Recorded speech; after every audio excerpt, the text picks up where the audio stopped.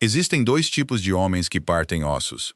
Aqueles que o fazem porque são cruéis, porque a violência é a única língua que ressoa nos seus crânios vazios, e usam-na da mesma forma que analfabetos usam os punhos em vez de palavras. E aqueles que o fazem porque se acham Deus. Porque foram obedecidos tanto tempo, temidos tão completamente, que genuinamente acreditam que os seres humanos são apenas objetos com opiniões inconvenientes. Luca Moretti era do segundo tipo. Partiu a mão do meu irmão às 21h47 de uma terça-feira, por causa de um prato de risoto que alegadamente estava 2 graus abaixo da perfeição. 5 fraturas metacarpais, limpas, precisas. O cirurgião descreveu-as como deliberadas. Disse-o da forma como descreverias a técnica de um escultor, com uma espécie de admiração horrorizada. O meu irmão, Marco, tinha sido o chefe principal na propriedade dos Moretti durante 6 anos. 6 anos de jornadas de 18 horas, menus de degustação impecáveis, e a esperança silenciosa e desesperada de que cozinhar para monstros um dia compensaria a montanha de dívidas que a nossa avó deixara para trás. E Luca Moretti pagou 6 anos de lealdade, com 3 segundos de violência, e uma mão que nunca mais voltaria a cortar uma cenoura em Juliana. Devia ter chamado a polícia, devia ter contratado um advogado, devia ter feito qualquer uma das coisas racionais, sensatas e autopreservadoras que as pessoas normais fazem quando um monstro toca na sua família. Uma resolução fria e calculista. Vestir o único vestido que me fazia sentir como uma arma. Conduzir até ao endereço mais perigoso da cidade e bater à porta do próprio diabo. O diabo respondeu, com um tom suave e dolorido. A mão do meu irmão parecia uma peça de arte moderna que ninguém pediu. 5 fraturas metacarpais. O cirurgião disse que as fraturas foram precisas, deliberadas, como alguém que compreendia a anatomia o suficiente para destruir a função sem estilhaçar o osso em fragmentos irrecuperáveis. Sentei-me na cadeira de plástico ao lado da cama de hospital dele e encarei o destroço vendado da mão que me ensinou a amassar massa quando eu tinha 9 anos. A mão que esculpiu rosas de rabanetes para o bolo dos meus 16 anos. A mão que segurou a minha no funeral da nossa avó e apertou 2 vezes. O nosso código secreto para "Estou aqui", com uma voz fraca e dolorida. "Não faças nada estúpido, Gi", Marco disse. A sua voz estava turva pela morfina e pelo cansaço peculiar de um homem que tinha sido brutalizado pela mesma pessoa que lhe assinava o cheque. Uma luz a desviar-se. "Quando é que eu já fiz algo estúpido?" "Meteste uma tatuagem de um batedor de varas no tornozelo." "Isso não é estúpido, isso é marcação." Ele tentou sorrir. Parecia uma ferida. "Promete-me." "Não vás à propriedade." Um tom pesado, reflexivo. Olhei para a mão dele, para a gota intravenosa, para a crescente roxa de exaustão por baixo dos seus olhos. Pensei na nossa avó, que trabalhou os dedos até ficarem artríticos a fazer massa para estranhos, para que Marco pudesse ir para a escola de culinária. Pensei nos 6 anos que Marco deu à família Moretti, nos feriados que perdeu, nos aniversários, na vida que comprimiu no espaço estreito entre um fogão e uma bancada de mármore numa mansão pertencente a um homem que partia mãos. Como outras pessoas partem pão. Com um tom de mentira suave, prometo. Eu estava a mentir. Sou siciliana. Mentimos lindamente. Lento. Atmosférico. A propriedade dos Moretti assentava em 12 acres de silêncio imaculado, o tipo de silêncio que o dinheiro compra e o medo mantém. Cada lâmina de relva tinha a mesma altura. Cada cipreste estava aparado com precisão cirúrgica.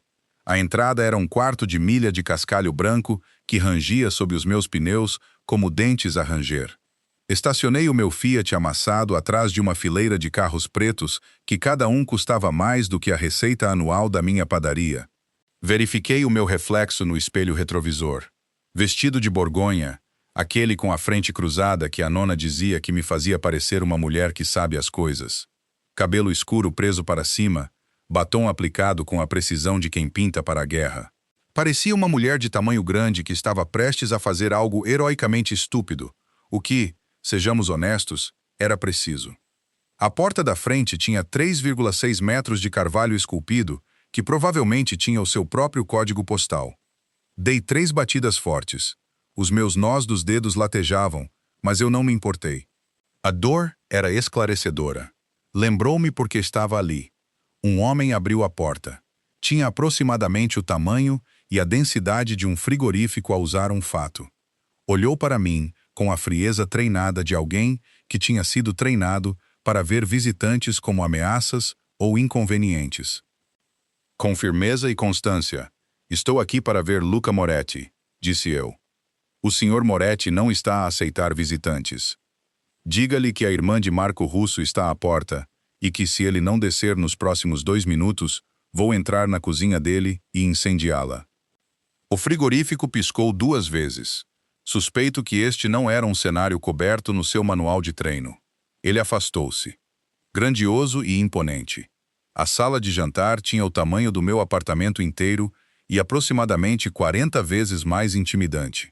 Uma longa mesa polida de mogno percorria o comprimento da sala, rodeada por cadeiras que pareciam ter sido esculpidas da mesma árvore que o ego de Luca Moretti. Lustres de cristal pendiam do teto como cascatas congeladas.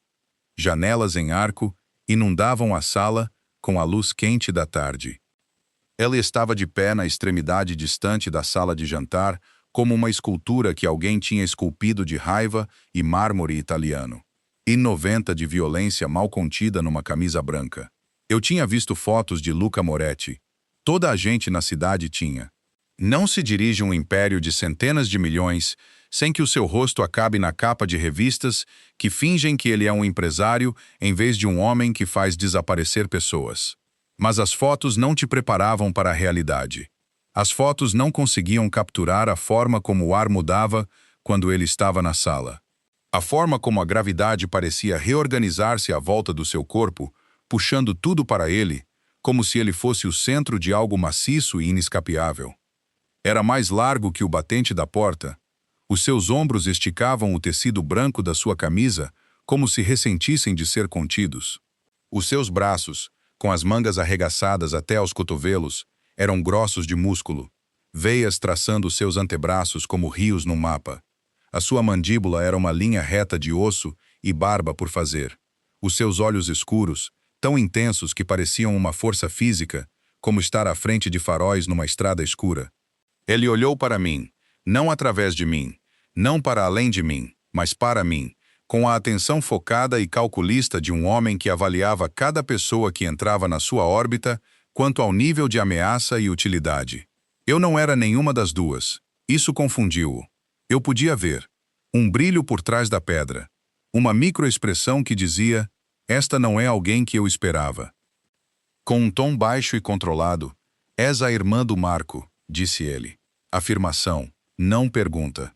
A sua voz era baixa, texturizada, com um sotaque subtil de um homem que falava 3 línguas e escolhia o inglês porque incomodava as pessoas. E tu és o homem que partiu a mão dele. Ele foi avisado. Ele era o teu chefe. Cozinhou para ti durante 6 anos. Ele foi avisado, repetiu Luca, e a sua voz baixou meio grau, que a imprecisão não seria tolerada. Ignitando uma feroz algo dentro de mim, uma coisa imprudente siciliana, não forjada feita de azeite e fúria justa, acendeu-se. Caminhei em direção a ele. Os meus saltos ecoavam no chão de mármore como uma contagem decrescente. Ele não se moveu. Observou-me aproximar com a quietude de um predador que estava curioso, não ameaçado. Parei a um pé de distância dele. Tive que inclinar o pescoço para lhe ver o rosto. A diferença de tamanho era absurda. Ele era uma fortaleza. E eu era uma padaria. Mas tinha passado a minha vida inteira a ser subestimada pelo meu tamanho, e há muito que deixei de me importar. Apontei o dedo para o seu peito, que foi como picar uma parede quente de granito, e chamei-lhe covarde cara a cara na sua própria sala de jantar, fulminante e inabalável. És um covarde, um valentão numa camisa de 1.000 euros que parte as mãos de pessoas que não sabem lutar porque isso te faz sentir homem. O meu irmão deu-te tudo. Ele perdeu o funeral da nona para cozinhar o teu jantar de Natal. Ele trabalhou com uma hérnia de disco porque tinhas convidados importantes e tu pagaste-lhe partindo a única coisa que ele alguma vez amou. O silêncio que se seguiu foi a coisa mais alta que já tinha ouvido. Luca Moretti olhou para o meu dedo, ainda pressionado contra o seu externo, depois para o meu rosto. A sua expressão não mudou, mas algo mudou nos seus olhos. Algo tectônico subterrâneo, uma placa a mover-se por baixo da superfície que reorganizou tudo acima dela sem evidência visível. Com um tom baixo e perigoso. Ninguém, disse ele calmamente, me tocou sem a minha permissão. Então talvez alguém devesse ter começado mais cedo. Do outro lado da sala, um homem magro, temperado como prata, com óculos de aro metálico, levantou o olhar de uma pilha de documentos. Estava a observar-nos com a expressão de um homem que acabara de testemunhar um acidente de carro em câmara lenta e o achou fascinante. Dante, disse Luca sem desviar o olhar de mim, remova esta mulher da minha casa. Dante não se moveu. Em 30 anos de serviço, disse ele calmamente, nunca o vi perder o controle de uma conversa tão rapidamente. Gostaria de ver como isto termina. Medido, revelador. Eis o que ninguém te conta sobre enfrentar um monstro. Às vezes, o monstro oferece-te um emprego. A família Calibres vinha jantar em 48 horas. Dom Calibres, os seus filhos, a sua. Consigliere. Um jantar que tinha sido planeado durante 6 meses. Um jantar que visava intermediar um acordo territorial que evitaria uma guerra nas ruas. Um jantar que exigia um chefe de talento extraordinário. Porque no mundo de Luca Moretti, a comida não era sustento. Era diplomacia, era poder. Era a mesa onde os negócios eram selados e os inimigos seduzidos e os aliados forjados sobre. Braised veal. Massa feita à mão. E Luca Moretti já não tinha. Chefe? Porque tinha partido a mão do seu. Chefe. Cozinha o jantar, disse ele. Não foi um pedido. Foi mal uma frase. Foi uma diretiva de um homem que se tinha esquecido que outras pessoas tinham a opção de dizer não. Não. A sua mandíbula apertou-se. O teu irmão deve uma dívida a esta família. As suas contas médicas, o apartamento que providenciei, o carro. O meu irmão não te deve nada. Partiste-lhe a mão. Cozinha o jantar, repetiu ele. E a sua voz desceu para um registro que eu suspeitava ter feito homens adultos urinarem, e todas as dívidas são apagadas. As contas do hospital, o contrato de arrendamento do apartamento, tudo. O teu irmão sai limpo. Devia ter dito não outra vez. Devia ter me virado, saído e passado o resto da minha vida a contar esta história em jantares. Mas pensei na dívida do Marco. Pensei na conta do hospital de 47.000 euros e no contrato de arrendamento do apartamento e nas prestações do carro que o enterrariam durante anos. Pensei na sua mão vendada e na forma como ele apertou os meus dedos com a sua mão intacta e sussurrou. Desculpa, Gi. Desculpa que não possa mais cuidar de nós. Com uma negociação firme. Tenho condições, disse eu. Luca Moretti olhou para mim como se eu tivesse acabado de falar mandarim com um peixinho dourado. Condições. Nunca mais toques no meu irmão. Nem na mão, nem no ombro, nem num fio de cabelo da sua cabeça. Apaga todas as dívidas, paga todas as contas, e quando ele estiver curado, deixas que ele saia com uma carta de referência e um pacote de indemnização que reflete 6 anos de serviço a um homem que não o merecia. O silêncio esticou-se. Dante, no canto, sorria por trás dos seus documentos. E se eu recusar? Disse Luca. Então cozinha o teu próprio jantar para a família Calibres. Tenho a certeza que o teu risoto é excelente. Ele encarou-me por um longo e perigoso momento. Os seus olhos escuros percorreram o meu rosto, como se estivesse a ler um contrato escrito numa língua que ele não compreendia completamente. Feito, disse ele. Assumi a sua cozinha como se fosse minha. Porque numa cozinha eu era Deus, e até o diabo se ajoelha na casa de Deus. Imersivo, sensorial. Passei 48 horas naquela cozinha. Não saí. Dormi 3 horas numa cama de campanha que Dante produziu de algum lugar, e acordei às 4 horas da manhã para começar o pão. ciabatta. Fresca, pão de fermentação natural com alecrim. Grissini. Finos como lápis. Fiz a massa da minha avó à mão. A forma como ela me ensinou. A forma como aprendeu com a sua mãe, que aprendeu com a dela, uma corrente ininterrupta de mãos de mulheres, moldando farinha e água e ovo em algo que sabia a casa. Estiquei a massa até ficar translúcida. Cortei-a com uma faca, não com uma máquina. Por quê? Nona. Teria ressuscitado do túmulo e dado-me tapa. Fiz 4 pratos. Antipasto. Com tomates. Heirloom. E manjericão do próprio jardim da propriedade, regado com azeite tão verde que parecia esmeralda líquida. Primo. Pappardelle cortado à mão com. Ragu. De cordeiro cozido lentamente. O molho reduzido durante 6 horas, até se agarrar à massa como uma carta de amor. Segundo. Ossobuco. Com. Gremolata. O tutano tão tenro que se dissolvia na língua. Dolce. O tiramisu da minha nona. A receita que ela me sussurrou no leito de morte, aquela que ela disse ser boa demais para homens. Mas faz para eles de qualquer maneira, porque é a única maneira que eles aprenderão o que estão a perder. Silencioso, observador. Ele veio observar. Não anunciou. Não bateu. Simplesmente apareceu na porta da cozinha como um sistema meteorológico que decidiu assentar sobre o meu espaço de trabalho. Apoiou-se no batente da sua própria cozinha e observou-me cozinhar como se eu fosse a coisa mais confusa que ele alguma vez tinha encontrado.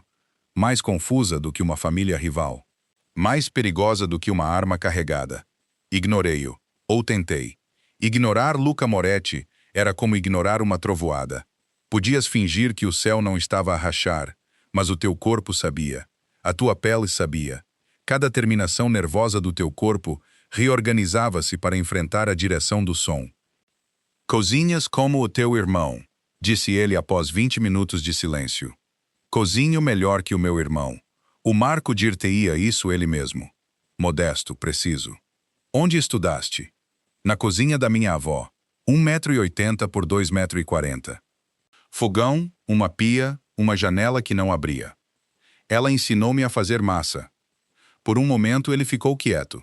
Os seus braços estavam cruzados sobre o peito, o tecido da sua camisa esticado sobre músculos que não tinham negócio de existir fora de uma escultura renascentista.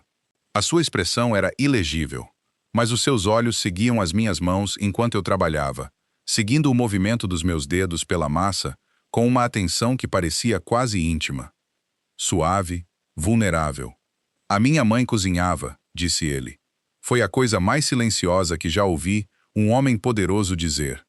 Não uma afirmação, uma confissão, caída no ar quente da cozinha como uma pedra em água parada, enviando ondulações em todas as direções. Não olhei para cima. Sabia instintivamente, com a inteligência animal profunda de uma mulher que tinha passado a vida a ler pessoas como lia receitas, que se olhasse para ele naquele momento, ele selaria a fenda e nunca mais a abriria. O que é que ela fazia? Perguntei, mantendo as mãos na massa, mantendo a voz casual. Molho de domingo. 12 horas. Ela começava às 5 horas da manhã. A casa inteira cheirava a tomate, alho e manjericão quando eu acordava. Tomates San Marzano. Ela teria deitado você da cozinha dela por sugerir qualquer outra coisa. Sorri. Não consegui evitar. A imagem de um fisiculturista mafioso de 1,90 m como um menino a acordar com o cheiro do molho da mãe era tão incongruente com o homem que estava na porta que parecia um erro no código do universo. É o tiramisu da tua nona, disse ele. Tem mascarpone ou ricota? Se tens que perguntar, ainda não o provaste. É uma ameaça, é uma promessa. Triunfante, caloroso. O jantar dos Calibres foi uma obra-prima. Não porque eu esteja a gabar-me, embora o esteja absolutamente.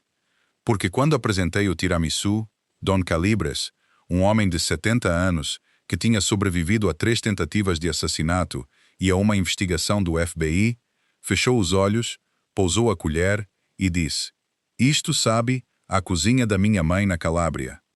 Sentou-se à cabeceira de uma mesa rodeada pelos homens mais perigosos do país. E quando provou o meu tiramisu de nona, algo no seu rosto abriu-se como uma falha geológica. O gelo nos seus olhos rachou. A máscara escorregou. Durante exatamente 3 segundos, Luca Moretti não foi um Don. Foi um rapaz sentado na cozinha da mãe, e o sabor do mascarpone e dos biscoitos de champanhe embebidos em café tinha atravessado 19 anos de violência e luto e retirado algo dele que ele pensava ter matado. Olhou para mim através da porta da cozinha. Eu estava encostada ao batente, o meu casaco de chef, coberto de pó de cacau, o meu cabelo a escapar dos grampos, o meu rosto corado por 6 horas sobre um fogão quente. Não disse nada. Não precisava. Os seus olhos diziam tudo. A sua boca tinha sido treinada para nunca falar. E eu desviei o olhar primeiro porque tinha medo. Não dele, mas da coisa que tinha visto na sua cara.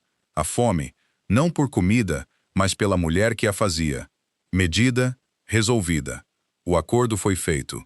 O acordo Calibres foi assinado sobre Expresso e Biscotti. As dívidas de Marco foram apagadas. As suas contas médicas desapareceram como se nunca tivessem existido. Recebi um cheque de indemnização em seu nome que me fez tremer as mãos quando vi o número. Devia ter ido embora.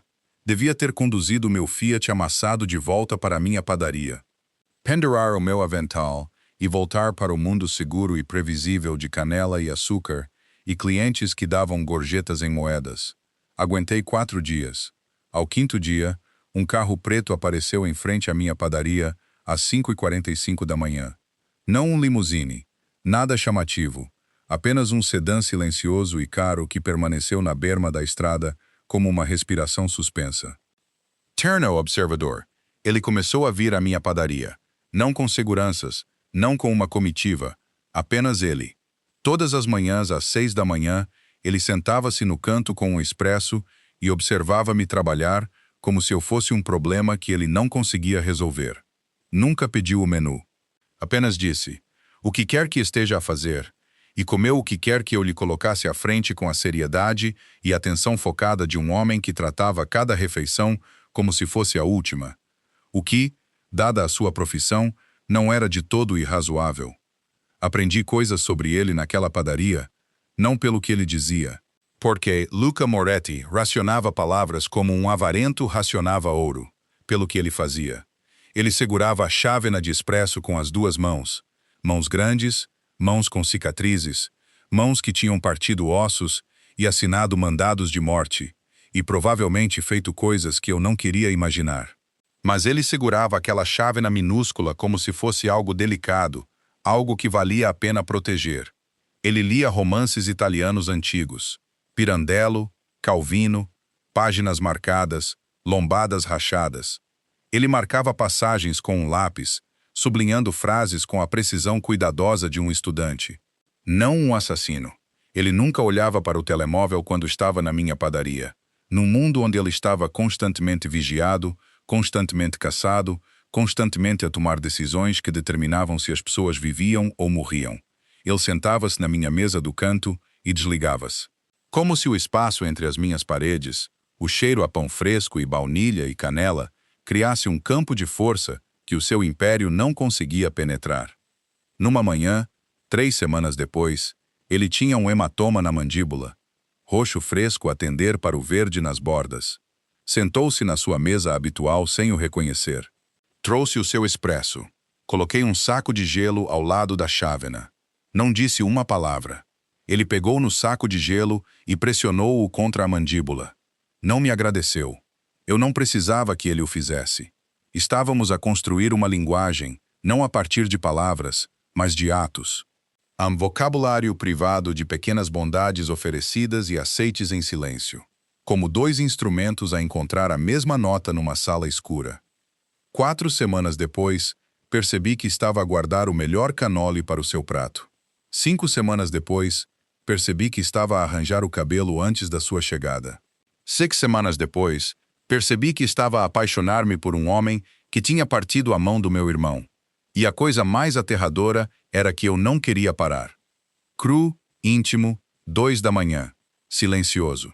Ele contou-me a verdade sobre a mão do meu irmão na cozinha às 2 da manhã.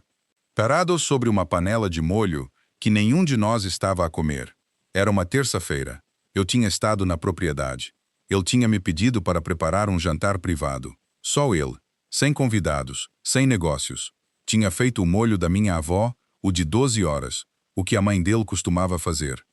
Estávamos parados em lados opostos da ilha de mármore, a panela de molho entre nós como um mediador.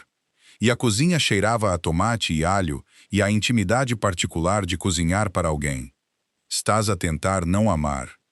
O risoto estava envenenado. Jana, olhei para cima do molho.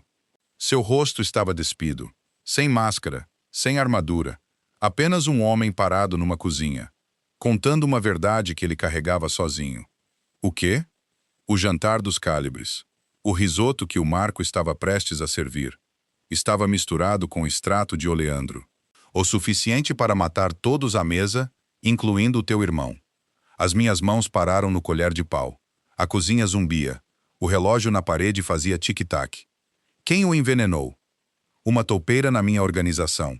Ele contaminou o prato durante a preparação. O Marco não sabia. Ele estava prestes a servi-lo. A mandíbula de Luca apertou-se. Eu tinha 3 segundos para o impedir. Se lhe dissesse que o prato estava envenenado, a toupeira saberia que tinha sido descoberto e acionaria um plano secundário. Uma bomba. Debaixo da mesa de jantar, o meu sangue gelou. Uma bomba. Então partilhe a mão, porque uma mão partida cura, Giana. A voz dele rachou ligeiramente. Uma fratura capilar no granito. Uma bomba não. Encerei-o. Encarei este homem enorme, aterrador e marcado, parado na sua cozinha às 2 horas da manhã. E vi pela primeira vez toda a arquitetura da sua prisão. Cada ato de violência era um cálculo. Cada osso partido era uma morte evitada. Ele vivia dentro de uma máquina que exigia que ele fosse um monstro para que as pessoas à sua volta pudessem sobreviver.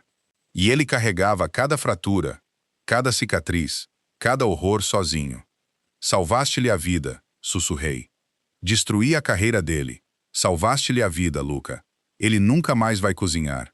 Ele está vivo. Luca olhou para mim com uma expressão que nunca tinha visto no seu rosto. Não era o controlo frio. Não era a intensidade calculada. Era o rosto cru, não filtrado de um homem que tinha feito algo terrível e certo e estava a afogar-se no peso de ambos. Queria dizer-te, disse ele, todas as manhãs na padaria. Sentei-me naquela mesa e queria dizer-te por quê. E não podia, porque no momento em que soubesses a verdade, tornar-te-ias um alvo. E passei toda a minha vida a garantir que as pessoas que Ele parou.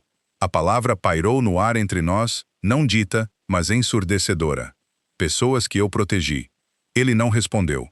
Virou-se, os seus ombros maciços tensos, as mãos a agarrar a borda do balcão com tanta força que os seus nós dos dedos ficaram brancos. Dei a volta à ilha. Dei a volta à fortaleza de mármore que ele tinha construído entre nós, a distância física que correspondia à emocional. Fiquei atrás dele. Podia sentir o calor a irradiar das suas costas, a tensão enrolada em cada músculo, o tremor mal controlado na sua respiração. Coloquei a minha mão entre as suas omoplatas. Senti o terremoto, o tremor de corpo inteiro que percorreu 1,90 m de músculo e tecido cicatricial e violência controlada. O som que ele fez, uma expiração silenciosa e quebrada como um homem que tinha estado a aprender a respiração durante 19 anos e finalmente a deixou ir. Luca, disse eu suavemente, vira-te. Ele virou-se. Os seus olhos estavam escuros, úmidos e completamente desprotegidos. Olhou para mim. Esta mulher que era um pé mais baixa e 50 quilos mais leve e que tinha entrado na sua sala de jantar há 6 semanas e o chamara de covarde cara a cara. Não tenho medo de ti, disse eu. Provavelmente devias ter, mas nunca fui boa a fazer o que devia. Urgente, fracturado. O acordo dos Calibres desmoronou-se numa quinta-feira. Os filhos de Dom Calibres fizeram uma jogada, uma tomada de poder. Queriam os portos, os sindicatos, tudo.